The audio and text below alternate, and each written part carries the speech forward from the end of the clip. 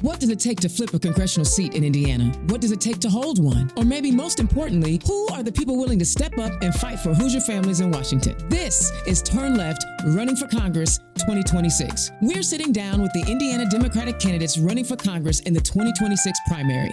This is your chance to hear directly from the people who want to represent you, not just their talking points, but their stories, their values, and their vision for Indiana's future. Welcome back to another Turn Left, Running for Congress 2026. See, guys, the only way that you can find out who these folks are is to tune in, but not the only way, but it's one of the best ways. You can do it straight from your home or in your car, because Turn Left is bringing you the candidates that are running for Congress. I'm attempting to get all the primary candidates on. I'm super excited. I have one more for you today. I had a chance to meet him in person. And I tell you what, just a genuine human, a genuine smile, someone that I know after this campaign season is over, we are going to become homies. Y'all give it up, running in Congressional District 6. My guy, Kory, Amyx. We like Kory, right? Yes, I go by Kory. All right, hi, Kory, everybody. welcome to the show. Thank you. Welcome. How you been? I've been good. Been doing really well. All right. So tell the people who you are and where you come from. Sure. My name is Kory Amyx. I go by Kory. I'm a working class Hoosier. I grew up in Connorsville. I live in McCordsville now. I'm a dad with 2 kids in college, and I'm somebody who's spent the last 20 years working in higher education and public service. I've lived the reality of a lot of families in this district and, juggling bills, navigating the broken systems, and watching politicians talk about working people without ever really listening to them. Yeah. So let me ask you something. If you don't want to name the university, you don't have to. But I think it's important that people hear about the university that you were at and what happened to you as a result of things, out of your control. Sure. Well, I won't say where I'm working now. No, not now. Previously, I was working at Martin University, a fantastic university that unfortunately closed in December. I was one of the 24 employees that woke up on December 15th to no paycheck. That was payday, and we had no paycheck in our bank account. We went into work, and unfortunately, we were told that there was no money in the bank accounts. That they were letting all of us go, and that our insurance lasted until the end of the month. So, a week prior to Christmas, I had no job, limited time left, with very little funds. I didn't even know how I was honestly going to pay rent on January 1st, Dana. And then shortly after January 1st, I found out with no insurance that I was diabetic. Wow. It was pretty rough. The reason why I wanted you to tell that story is because a lot of folks talk about they understand what everyday Hoosiers are going through, but this is a real life experience for you. First of all, let's talk about some positive things real quick. What was tell us about your experience working at Martin University. For those that don't know, share. And there's a reason why I'm asking these questions. Sure.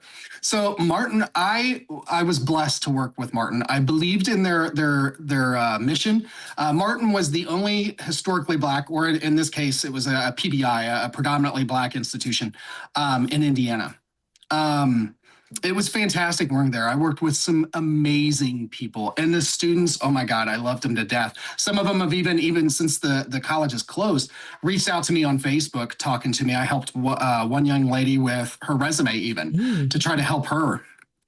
So it was just an absolute blessing to be able to work there. I love that. And the reason why I asked is because, and I wanted you to share that, is because I think there's something to being your lived experiences, being immersed in another culture, another space. How has that helped you grow as a human? I think it's helped me in many different ways, quite honestly. As a gay man, I know what it's like to be discriminated against. I'll never know what it's like to be discriminated against because of the color of my skin, but I see that. I was raised to see color and to understand the differences that we all have and to appreciate those and to support everyone. So going into a PBI, predominantly Black institution, I got to see different cultures. I got to see how people came together on wanting to better themselves. And it didn't matter what color they were, brown, white, yellow, green. We were there to help these students on their journey towards bettering their life. And that's what I loved. And I wanted to share that because a lot of folks don't realize it takes all of us to improve our communities. Yes, ma'am. And, you were in this predominantly Black institution as an unapologetic. You weren't like ashamed to be white, were you? You were just a guy. I was. I think that was the cool thing for me. I didn't get treated different because of the color of my skin. And I didn't treat anybody else different because of the color of their skin. I was there for the students. Yeah. I was the financial aid guy. I love it. And they didn't treat you any differently because you're gay. No. These intersectionalities. And the reason why I bring this up, because, the Sunday, we're recording this on Super Bowl Sunday. And the week prior to that. We'll Seahawks. I have no dog in the fight. The Colts are at home. True. But this week of the Super Bowl, the occupant of the White House, I call him the Orange Menace, retweeted Pumpkin Spice Palpatine. I can't talk. I like it. Pumpkin Spice Palpatine. Yes, I like ma'am. it. This clown, because that's what he is, retweeted an incredibly racist tweet, and it sent some folks into an uproar. But as someone who has been advocating for our community, talk about what it felt like for you when you came across that meme and how you felt about the communities that it was attacking. Much like anything Donald Trump does, I was disgusted. I mean, I felt dirty seeing that picture. I wouldn't reshare it because I didn't want other people to see it. It was gross. It was another, and I emphasize, stress, another dark stain on this country. And I was embarrassed, honestly, to be an American. Oh, wow. Yeah, there are times because, the Olympics are also going on right now. And it's like that American flag right now just doesn't have the same shine. Yeah. And so one of the things you're doing running for Congress is to try to bring that shine back. Yes, ma'am. You have these lived experiences where you lost your job, you lost your insurance, you were diagnosed with diabetes, and now you're trying to find your way. Talk about why you decided to run for Congress in the first place, because you decided to run for Congress before any of this stuff happened. Yeah, it is. I'm running for Congress because I'm tired of leadership that shows up for donors, but not for families. This campaign really is about accountability, dignity, and actually doing the work, whether that's fighting food insecurity, protecting workers, expanding access to education and healthcare, or just standing up for civil and human rights. I love that. Go ahead. Oh, go ahead. No. This is your story. You keep talking. Dana, I don't come from wealth. I'm not a politician. I don't come from political power. I come from lived experience. And I believe that Congress needs more people who understand what it means to choose between rent and groceries, to advocate for their kids, and to fight systems that were built with everyday people in mind.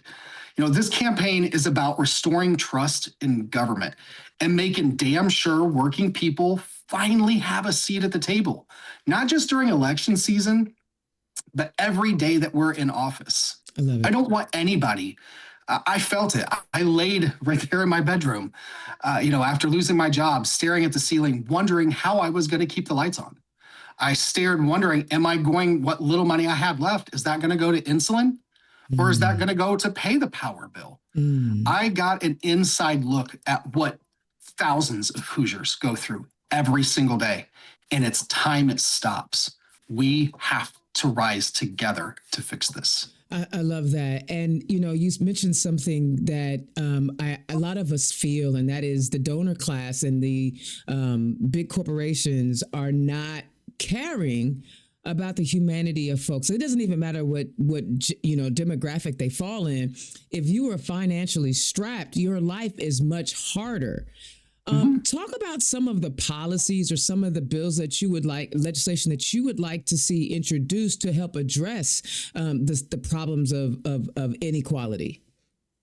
I think, first off, focusing in on the wage inequality is one that we have to tackle. People, the cost of living is at all-time highs. Mm-hmm. However, wages haven't changed. I mean, federal minimum wage hasn't changed. I believe, don't quote me on the year, I think it was 2009, the last time that was raised. I don't think in Indiana it's been raised in a couple of decades. I think it's still $7 and some change in Indiana. Yeah. Like, it's absolutely embarrassing what the minimum wage for Indiana is. I want to give an example. It's kind of on the same, on this topic. I was just reading online, and I can't access the meme or the post from Twitter.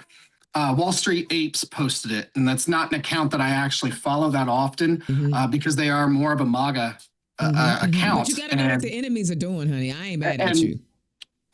They posted something that was actually shocking to me, and I had to go research it myself.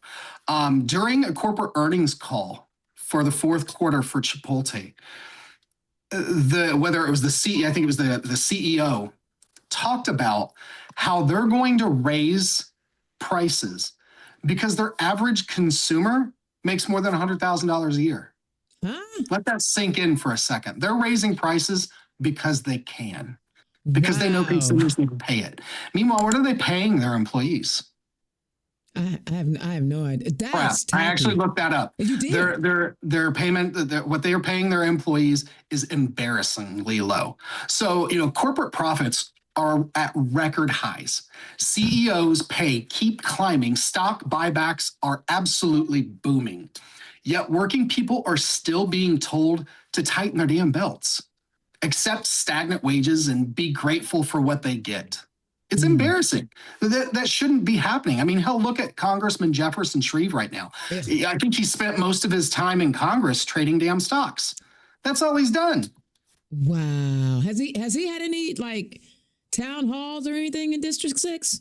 Not that I've seen. I've seen that he's very good at sending his minions, his interns, in the middle of a workday to places for people to come and talk to them. But of course, it's in the middle of a workday when most of us are working, and nobody can get there. He's playing hide and seek with constituents, and then he posts fanfare on Facebook. His photo shoots that he takes, just to make it look like he's doing his job. And he brags about answering 50,000 emails last year. I mean, that's your job. That's your job. Answer the emails. Don't brag about doing part of your job. Brag about getting legislation passed that actually helps Hoosiers, not answering 50,000 damn emails. So, I could talk about Jefferson Shreve all day because he is, to me, is the prime example. But we're not going to do that. We're going to talk about you because I feel like, we're in Indiana. We're in an unprecedented moment. We've got in the State House, we've got, all 25 Senate seats that are filled and 92 of the House seats. And we definitely have somebody running in all 9 congressional districts. What do you think? How do you think all of this energy is going to galvanize? And this is just me and you talking, right? When I think about the movement, the Jefferson Shreves of the world who don't show up and are just there to collect a paycheck, I feel like their time is numbered. I mean, are you feeling that with me? I'm definitely feeling that. I think we're seeing it across the nation, that there is a massive blue wave coming, and it's beautiful to see. It's nice to see people show up who want to do the job to better a future for our kids for tomorrow, not for a bank account today for themselves. I love it. Okay, so I gotta ask, we're also in the midst of watching ICE destroy communities and shatter young people's soul and spirit by these raids and snatching people out. And it's not just the little brown and black kids who are being snatched up, but excuse me, Teachers in Minnesota are talking about how kids who are Americans, who are American citizens, who are also being traumatized. What would you do if you had the chance to be in Congress when it comes to ICE? I would 1,000%. It's time. We need to abolish ICE and replace it with an immigration enforcement system that meets today's standards. I think a safe border is important, but what's happening right now is not border safety. They're hunting humans. Ugh. And it's disgusting. It doesn't matter anymore. It's not just brown humans. It's brown, white. They're going after anybody who opposes them, essentially. I 1,000% support a congressional investigation. I believe that every one of these individuals that have been involved in making the rules and the laws, or lack thereof, need to come before Congress and answer for all the deaths, for Alex Preddy, for Renee Good, for all of the human beings who have been killed, who have been shipped out. I mean, there was Romero. I'm trying to remember the young man's name. He was a gay man from Venezuela. Yes. The makeup The artist. hairdresser. Yeah. Yes. And I can't remember his first name, but I know his last name. His middle name was Hernandez Romero. But that young man was shipped to, he was here as a refugee, and he was here legally, and he was sent to some prison, Guatemalan prison or wherever it was that they sent them. And he didn't even get out until July. Yeah. Yeah. We shouldn't be doing that. And I'll just be blunt. I 1,000% support anybody found guilty of any kind of crime that was involved in this should be spending some of their prison time in the prisons they sent these people to. Ooh, ain't that an idea? I think that it's if it's good for the goose, it's good for the gander. Isn't that the old saying? Yeah, and here's the thing: if we don't fix it, if we don't show up this election cycle and end the crazy, like, bro, we're next. Like us queer folk, we're next, because they don't want it. The Stephen Millers of the world, who are scared of sidewalk chalk that he had to go sell his house, are so chicken poo poo of people who are not like them. And they're so afraid of reciprocity. They're so afraid that people who have been marginalized will march. We just want to be left alone, right? Right. Let us live our lives.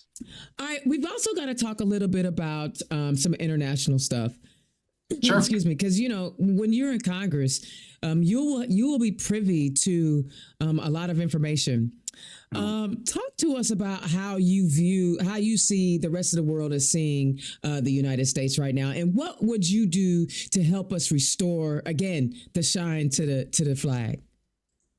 I think the rest of the world is looking at us in two ways, honestly. I think they're seeing those of us like you and I, and the average American citizen who is fighting against this. I think they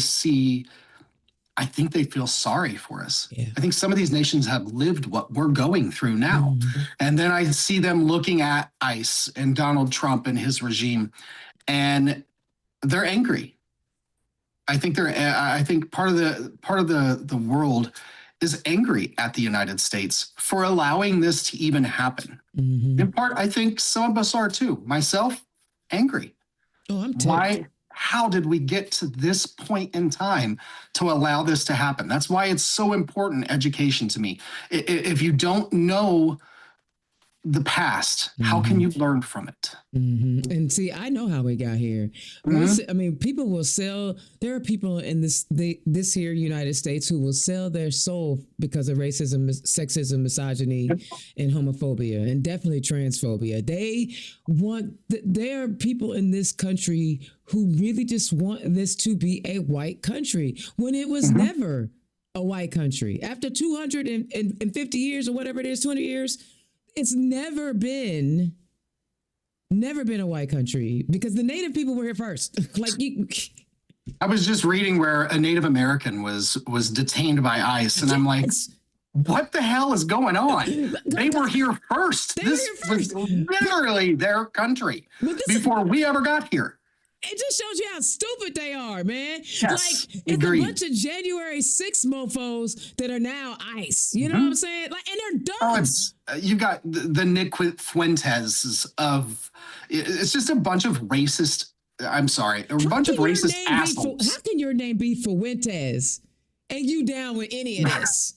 I asked the same question when I didn't know who Nick Fuentes was for a long time, and then I heard it, and I was judgmental. I was like, okay, that is a Hispanic sounding last name, and I'm like, how the hell is this white supremacist with that last name promoting this? Well, one of the things that I'm learning is when I listening to different members of the Hispanic community. Like I was talking to some friends who were from Venezuela, and they were like, every time you guys on the Democratic side say socialism, it's a trauma trigger for them for what they went through in Venezuela. So whenever we say, like, so when we're trying to get Latinos and certain Venezuelans, if you say socialism, they're done. They're not going to hear, because they had a bad experience with socialism while they were in Venezuela. And then you also have to remember, like, the name Fuentes is Spanish. It may not be his, it's Spanish. So Spanish folk are Europeans, and they white, and they big white, and they got a whole nother set of white supremacy going on. So I feel that, and I understand why you're not trying to be like, I'm not going to be closed-minded, but like, bro, these folks really think they have what it takes to shut us down, right? It's like they don't. Some of the things that I also am concerned about, and I'm hoping that you can offer some of your ideas, our infrastructure. Our infrastructure is in turmoil and is bad. I mean, we had the bridge that fell down in Baltimore. Like, I mean, things are just, I'm sorry, that one, the boat ran into, but we're seeing that there are infrastructure needs all over. What are your thoughts on how America and the United States needs to address the many different areas of our infrastructure? I think it's something that we need to have a good, solid team of individuals that focus on it. And you're right, there are a lot.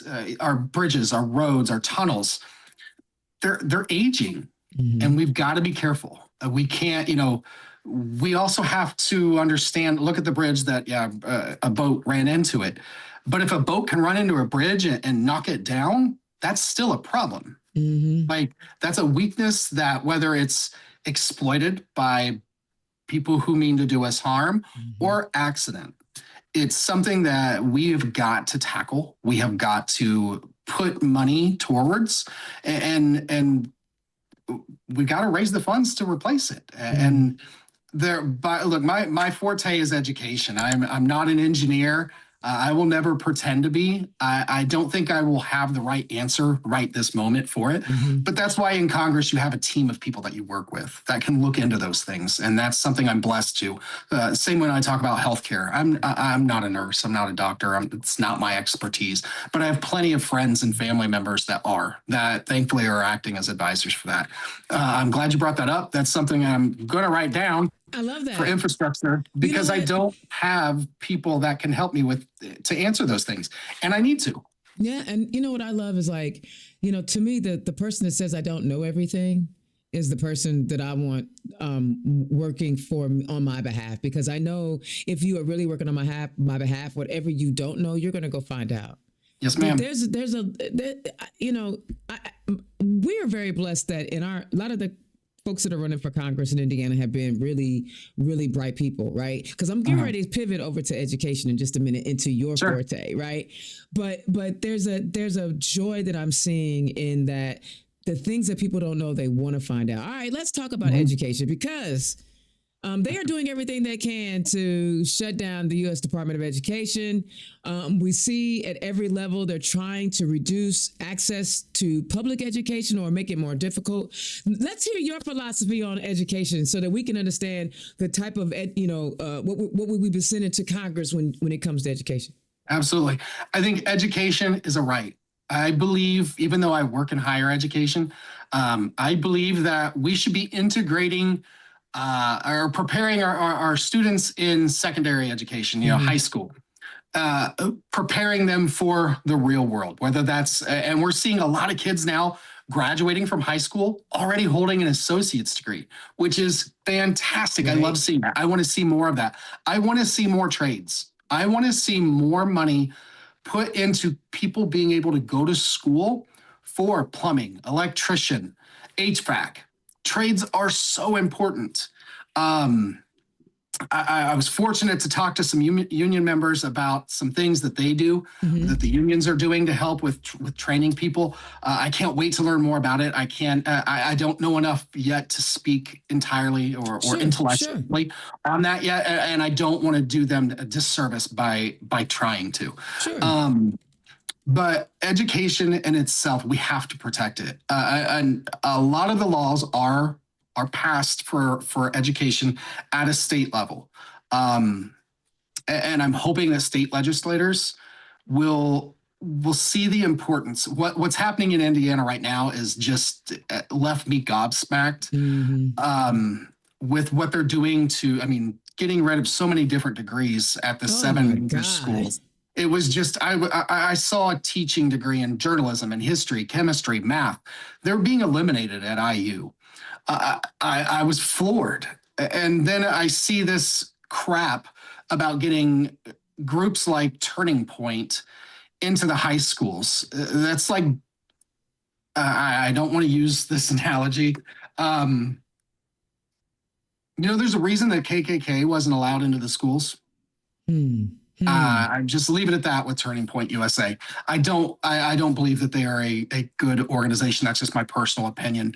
I think for every school, and I've already thought about it because I read that same article, and I think for every Turning Point USC, we should work with the queer students or the Black students or anybody else to make sure that there's a BSU, there's a queer student union.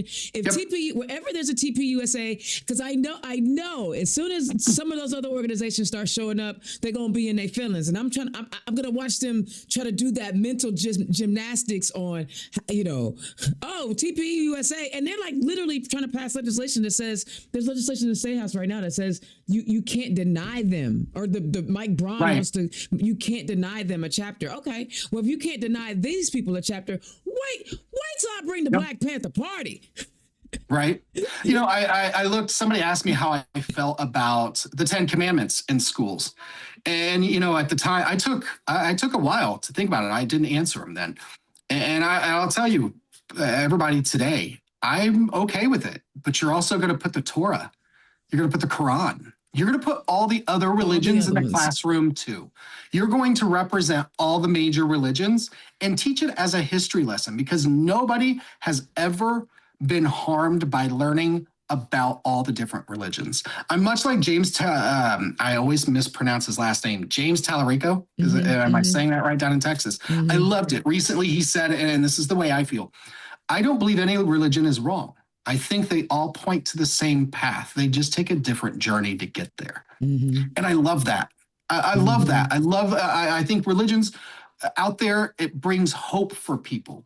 And I don't think there's anything wrong with it, but I will be damned if I ever roll over to allowing one religion to rule them all. I don't believe in that. I love that. Because I am like that. And again, they're always talking about indoctrination. Nothing says indoctrination when you're only giving one view of religion. Exactly.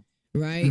Or that people are in their feelings about learning about, the atrocities of America. We only want to hear the glossy. And I'm a Gen Xer, so I'm just as guilty, right? I got that same education where they wanted to tell us that, Christopher Columbus discovered America and George Washington never told a lie.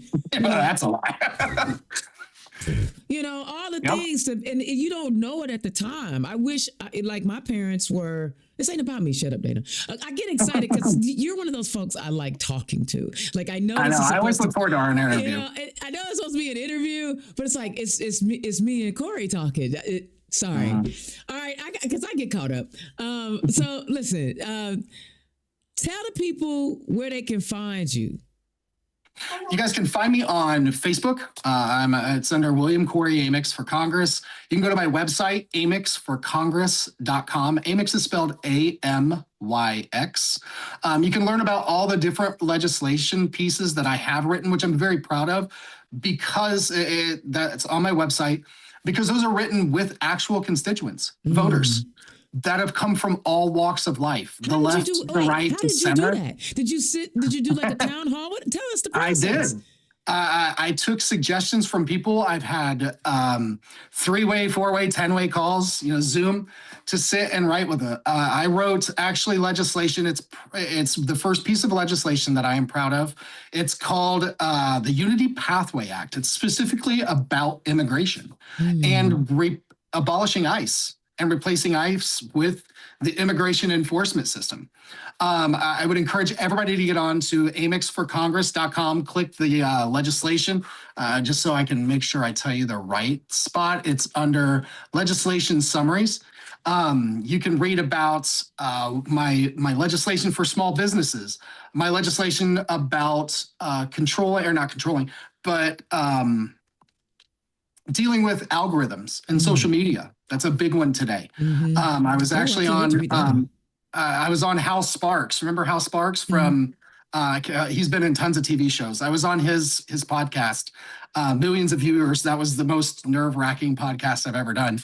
But I got to talk about the Digital Integrity and Algorithmic Accountability Act, as well as the Real Identity and the Real Identity Integrity Act. Those two pieces dealing with social media and algorithms. I've got the Real World Results and Responsible Governance Act, FERA, which deals with the Free Expression Act, everything that happened with people being attacked and losing their jobs after the Charlie Kirk's death and murder. There's a lot of legislation on there that I am so proud of, because it all came together from actual voters that actually want to sit down and they want a better world too. This isn't coming from Chat GPT. It's not coming from, although Chat GPT does help me with spell checking because I got fat thumb. I use it for spell check and grammar for sure. I probably should use it more often for that. But I'm really proud of the legislation that's on there. So when people ask what I stand for, I point people to that, and I point people to my pillars. I have 4 pillars, Dana, that when somebody asks me, what do I stand for this? Look, if I'm elected to Congress, every vote I take must pass these 4 tests. It has to protect personal freedom and bodily autonomy. It has to put working Hoosiers ahead of special interests. It has to uphold civil rights and equal protection. And it has to deliver real, responsible results for our communities. It must pass all 4 of those. If it passes 3 of the 4, my vote is no. Wow. I don't care what it's about. You can hold me to those 4 standards always. I think it's important that I am upfront and honest. I think bipartisanship, my former grandfather-in-law, Doc Bowen, or Otis Bowen, he was the former governor of Indiana for 2 terms, then went on to work for the head of Health and Human as the head of Health and Human Services for Reagan. Even though he's a Republican, he and I would tease each other. We wouldn't hold that against each other. Although I don't think he'd be a Republican today. No, probably not. But he was damn good at being a bipartisan leader. He knew how to cross the aisle. In fact, I believe the man wrote a book literally on it. I 1000% have the best example from that, on that bipartisan leadership. But I will not compromise with a cult. My morality, my moral compass will always point north. Healthcare is a human right, or healthcare is a right. Human rights is a right, civil rights. These things will never change. I will sit all day and we can debate the cost of healthcare. Well, we're going to charge for something. We're not going to debate that healthcare is a right, because it is. And that's what these pillars are about. So I'd encourage people, I give some examples, some drop downs in there that they can go through and look at it there. I am also on Instagram and TikTok. Although I don't post as much content on there, I tend to post more on Facebook. I got to get a little bit better. I am looking forward to, I've got a volunteer who has now joined my team that will be slowly integrating him into managing my social media for me, which frees up a little bit of time for me. I love it. I love it. All right. You give us your elevator pitch on why they should vote for you. I think that Hoosiers today should vote for me because they should find me as the best candidate. I'm the candidate who's lived your life. I'm not rich. I've put food back on the shelf at Meijer just the other day because I couldn't afford it. I know what it's like to lay at night and wonder if I can keep the lights on, how I'm going to pay for my insulin. I literally was doing that 2 weeks ago. I am going to work hard for everybody, not just the people who vote for me, but the people who don't vote for me too. That's what I will do. All right, y'all. William Kory Amyx, running in Indiana Congressional District 6. Thank you so much for joining me. Hey, you have a wonderful afternoon. Go enjoy the Super Bowl. I know you've rooting for the Hawks. 1,000%. Thank you. All right. This was a great conversation. The biggest problem I have is I like people, right? And Kory is just one of those folks where the energy, we came together and literally we could talk all day. So listen, if you liked what he was talking about, if you liked the message that he was talking about, please click his donate link and contribute some dollars to his campaign. Let me explain something to you. I know you're going to hear over and over on Turn Left, running for Congress 2026, candidates tell you that they are a grassroots campaign. Great. I love it. You know I love it. But in order for them to be competitive, they need money in their pockets. So I'm asking you on their behalf, please click the donate link. Become a recurring donor. Donate to his campaign if you believe if his values align with yours and you want to support him and see Kory in Congress. All right, you got to donate. You got to help him fundraise. All right. We got more candidates scheduled. I'm so excited about this running for Congress 2026 because we have so many amazing people who are showing up, stepping up, trying to protect our democracy in any way they can. Until next time, I will holler at y'all next time. Peace. Turn Left is the property of Black Pearl IT Solutions, executive producer Indiana's own Dana Black. Music by Dorian and 22 from Pixabay.